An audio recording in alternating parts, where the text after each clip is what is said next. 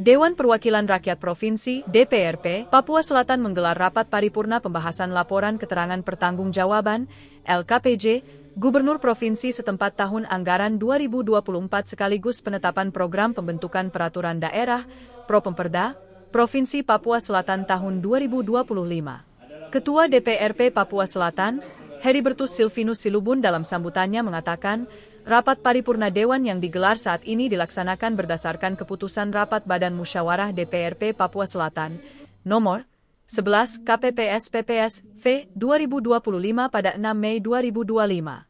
Materi yang akan disampaikan pada rapat paripurna kali ini telah disampaikan Gubernur Papua Selatan dan diterima oleh sebagian DPRP Papua Selatan pada 27 Maret 2025, kata Heribertus dalam pembukaan rapat paripurna di kantor DPRP Papua Selatan, Rabu, 14 Mei 2025.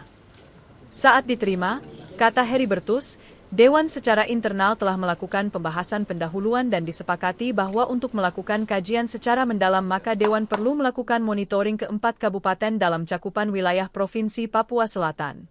Hasil monitoring selanjutnya telah dikonfirmasi kepada Organisasi Perangkat Daerah, OPD, terkait dalam rapat dengar pendapat yang berlangsung selama sehari pada 26 April 2025. Ujarnya, LKPJ yang dilaporkan sebagai alat untuk mempertanggungjawabkan pemanfaatan sekaligus menginformasikan tentang anggaran kinerja perangkat daerah selama 1 tahun anggaran. Tapi juga, lanjut dia, materi LKPJ ini dapat menggambarkan potensi sumber-sumber penerimaan daerah baik yang bersumber dari pendapatan asli daerah maupun pendapatan yang bersumber pada tugas pembantuan dan penyelenggaraan dekonsentrasi.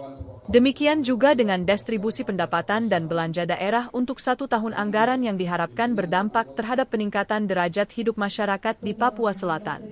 Heribertus menjelaskan bahwa sebagai daerah otonom baru, DOB, anggaran pendapatan dan belanja daerah, APBD, Provinsi Papua Selatan tahun 2024 hanya ditetapkan oleh Peraturan Gubernur, Pergub, yang difasilitasi oleh Dirjen Bina Keuangan Daerah Kementerian Dalam Negeri lantaran belum terbentuk keanggotaan DPRP Papua Selatan periode 2024 hingga 2029.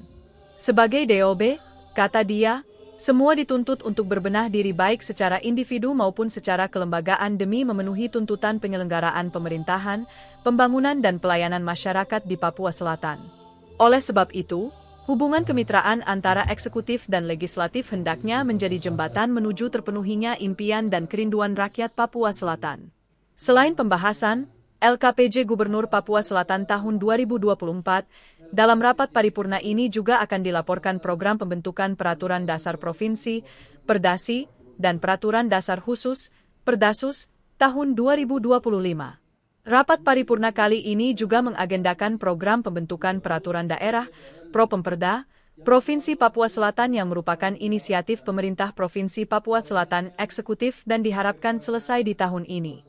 Gubernur Apollo berharap kepada OPD dan pengampuh dapat membantu menyiapkan materi yang berkaitan dengan rancangan Perdasi dan Perdasus sesuai dengan tahapan dan peraturan perundang-undangan yang berlaku. Keberhasilan dalam pembangunan daerah ini tidak dapat dicapai sendiri. Oleh karena itu, saya mengajak seluruh anggota Dewan yang terhormat untuk menjalin kerjasama yang harmonis dan konstruktif dalam merancang serta mengimplementasikan kebijakan demi kepentingan rakyat kita. Saya yakin dengan niat yang tulus serta kerjasama yang solid, kita akan mampu menghadirkan perubahan yang nyata bagi masyarakat kita.